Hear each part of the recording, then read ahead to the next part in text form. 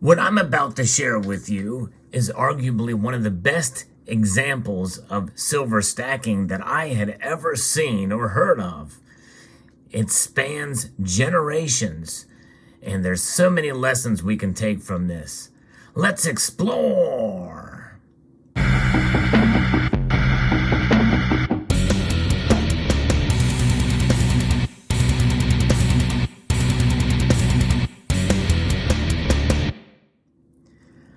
Greetings, members one and all of the Salivation Nation. I think this is one of the most fascinating silver stacking stories that I've ever come across. And I'm going to be referencing an article here that talks about it from ndtv.com. And we have to understand that silver stacking really began way before the idea of what we refer to as putting aside some coins and bars and piling them up on top of each other, and before the term was really kind of coined or phrased on the internet. Long before the silver squeeze movements, long before the Hunt brothers or anything else like that. In fact, long before most of the wars that had occurred in this world, there was silver stacking. You've heard me talk about stories in the past in my Found Precious Metals series, and this will go in that playlist as well too. But there's so many lessons we can learn from this particular story, which I find quite fascinating, because there's so many lessons we can take from this with regards to the reason why they held this silver and why they hid this silver as well. That's part of the remarkable part of this story. So if you don't mind, if you could press that thumbs up button down below to get the word out, I would appreciate that. I think this is a story that is worth sharing with others, and you can do that by sharing this video among this and other social media platforms. There is a man who found buried family silver after 80 years using a map left by his father. And a man has unearthed the priceless treasure buried by his family during the Second World War. The news about the stunning discovery 80 years later has been published on the website of the University of Cape Town. It gives the details about how the Glazewski family buried its silver and then fled their estate in eastern Poland in September 1939 ahead of the advancing Soviet army. The four sons of the family settled in different corners of the world, but never forgot the treasures that they had left behind. Before their rushed departure, the four brothers buried their family silver in a knee-deep hole on the property. Their father, Adam, remained in Poland and lived for 20 years, but they were never able to see him again, according to the university website. Jan Glazewski, Adam's grandson, finally discovered the treasure using a map drawn by his father, Gustav. He got the hand-drawn map in 1989 after many requests, along with some instructions. So before we continue, I just want to go back and reflect on the lessons that we have here. First of all, the family knew that the silver they had was a treasure. It was worth something. It was valuable because of the precious metals content contained in each of the items. And we'll talk a little bit about some of the items. Here you can see a representation of examples of some of the stuff that was found there. We'll get into that in a moment. But what did they do? They first accumulated it over multiple generations, and we'll talk about that later as well too. But they held it. But you know what else they did? As you can see, some of it was actually utilized. That's right. That was a time when silver can actually be used.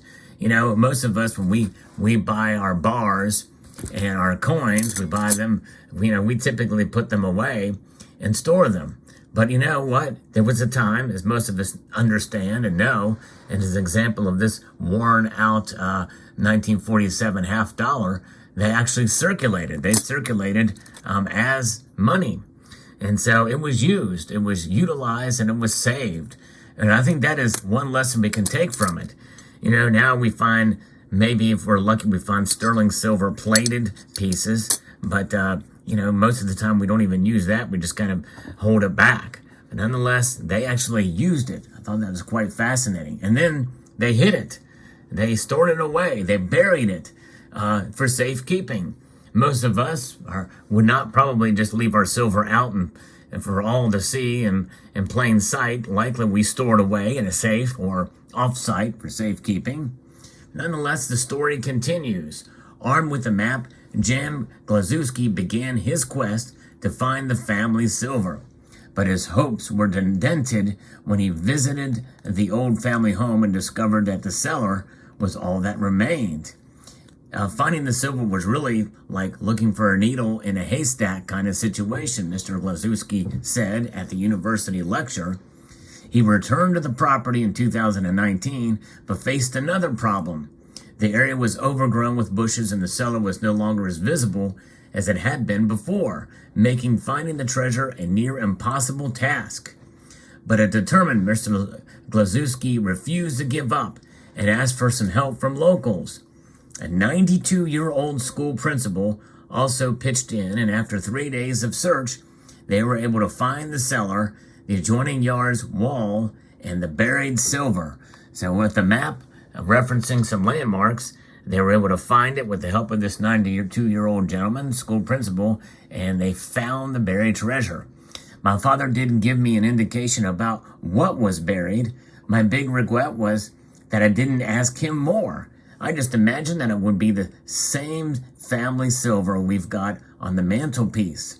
But what I found, firstly, the volume was huge. And secondly, it went back generations, folks. Let that sink in. And that's something I think many of us, especially when asked, what are you going to do with your silver? For those of us who don't want to sell it when we retire, well, we pass it along to the next generation. And I think that is something else. And in that requires some education. In this case, education being the key was a map of where it was. So I think there's something about estate planning, especially with things of intrinsic value, sound money like silver, is you pass it along and you educate your offspring or your heirs on what these things are and the value of them. Tell them what spot price is. Tell them if there's any collector value in any certain kind of pieces that you may have that are made of silver. So very interesting indeed. So, but what was found in the treasure hunt, the volume was huge. Secondly, it went back generations. I was happy to find just a teaspoon. Here's a little example. This is much smaller. This is like a table salt spoon, but nonetheless, he found a lot more than that, said the retired professor of environmental law at the University of Cape Town. Mr. Glazewski found silver candlesticks, candelabras, milk jugs. I'm going to pause right there on the milk jugs thing.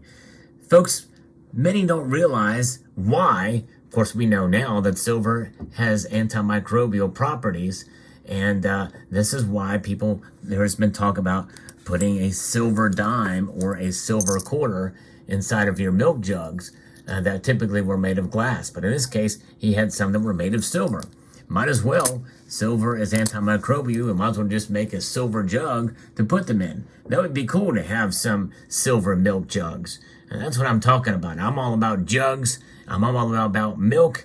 I'm all about milk jugs. And I'm all about silver milk jugs as well. You just cover all the bases there with me. I'm a jug kind of guy. What can I say? So anyways, milk jugs, trinkets, coins, and medallions, a gold cross embedded with amethyst goblets, and a few hunting guns. So there you go. Guns as well. Store your guns and for safekeeping in case you need them for down the road, and that was the case there. And yes, it was even a gold cross and amethyst. So there's something else to be said for that, and that is diversity too. You diverse a little bit with a little bit of gold as well too. And of course, we know what we say when we talk about preparedness, right? You know, you not only stack gold and silver, but also brass and lead as well. And that's a prime example of it. A lot of lessons we can hold here that span back generations, as we see with some of the silvers, but that's been passed down over the course of time. I find this story quite fascinating, and I think it's quite epic because, you know, it's the idea of wealth preservation. And if the family knew that silver was valuable, the family knew that they were under impending threat from an invading army. And even though we may not have invading armies here, many people can equate of what the banking institutions, what the government wants to do, and how they are devaluing our currency. It's a good idea to stack up some gold and silver to protect against the losing proposition of the dollar, and how it's eroding away your wealth by holding those. So have a little bit of silver in your stack. And maybe you're just starting out. I know there's a lot more folks that have come to my channel that have been stacking for less than a year. And I want to encourage you that now is the time to do it for your loved ones, to pass along to your offspring, to your heirs, just a little bit at a time. And by the way, I will say this as well too, that it does not necessarily mean that you have to pass it along and what have you. Certainly you can make a very cogent argument for selling some of it when the time is right. But nonetheless, a store of value, a store of wealth, a store of something that's going to preserve your purchasing power over the long course of time. That's what silver is about. As an insurance policy, this family knew it, and it took 3 generations to find it, 80 years. It was in the ground, but it is now out, and it is available. And in fact, I'm not showing the news article because the only image they have of this is a picture of the individual of Jan in front of a lecture room on a screen showing one of the images, which is a very faded image. We really can't even see much there, but nonetheless, so I posted this, or wanted to show actual silver from my collection just to kind of give you an idea of a representation of what could be. But let that sink in. I hope this encourages you as silver stackers, especially during times when the silver spot price falls a bit. That's one thing that this family, and for throughout most of history, they didn't have to worry about the fluctuating price of silver's intrinsic value based off of what the markets say it is. They stack it for the long course of time. So we're not governed by the daily movement of silver spot price, even though I talk about it a lot on this channel. And that's basically just to kind of give you an understanding of the markets and to discuss kind of where things are and what moves and drives the price of silver. But nonetheless, we understand its value transcends that price. So we will press on with silver. So let me know what your thoughts are in the comment section below. Hope you found this video insightful, educational, and informative. If you did, press that thumbs up button down below. I'd like to extend a multitude of gratitude to you all for taking the time to watch, and encourage you to please rate, share, comment, and subscribe.